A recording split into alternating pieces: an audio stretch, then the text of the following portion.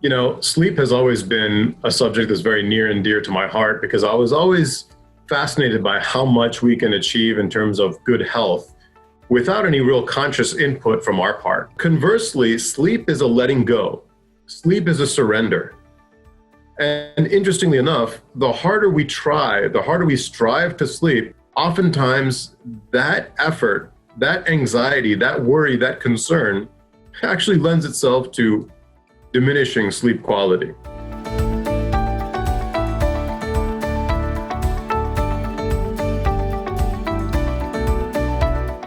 Now, why is sleep important? You know, culturally, we actually denounce the importance of sleep. You hear it all the time. I'll sleep when I'm dead. Sleep is somehow considered, or the requirement for sleep or sound sleep is somehow seen as a weakness. It's really unfortunate. Now, what happens during sleep? One of the most important things that happens during sleep is reversing damage that we incurred during wakeful hours. Reversing oxidative stress, repleting energy stores. Very importantly, there's a brain and body cooling. And this happens also during REM sleep.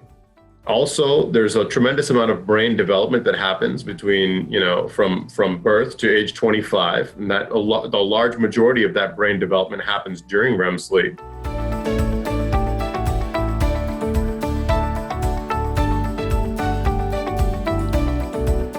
Now, nobody really explained to me why the AASM, the American Academy of Sleep Medicine, adopted the Chinese yin and yang as their symbol. But the way that I explain this, especially to those individuals who are experiencing insomnia, is that there's emerging evidence for a biphasic sleep model, a sleep routine in human beings. Biphasic meaning during every period of nighttime sleep, it's okay to have a brief period of wakefulness. Conversely, during every period of daytime wakefulness, it's okay to have a little bit of rest, a little bit of sleep. And, we only need to look at the wisdom of ancient cultures and traditions the world over, perhaps besides ours, that have recognized the importance of a siesta in the middle of the day.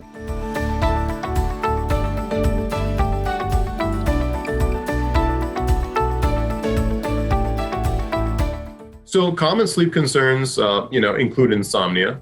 We are a society of poor sleepers, especially with our race to introduce as many screens, electronic devices with bright screens in front of our eyes. Obstructive sleep apnea is also incredibly common, 26% in the general population and 70% if obese.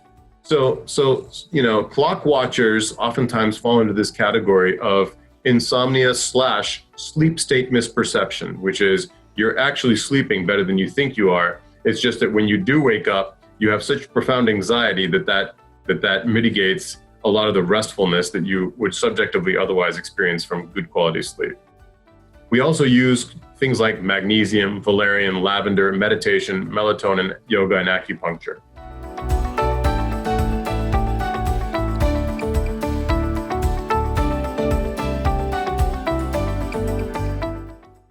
Yoga is also really important to treat insomnia.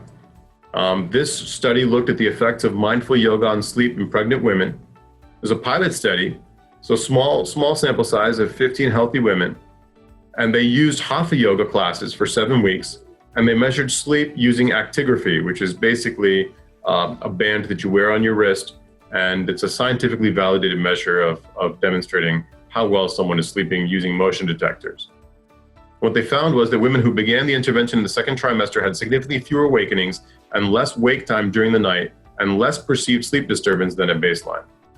So therapeutic yoga, prenatal yoga, can be useful in addressing sleep concerns that are often common in pregnant women.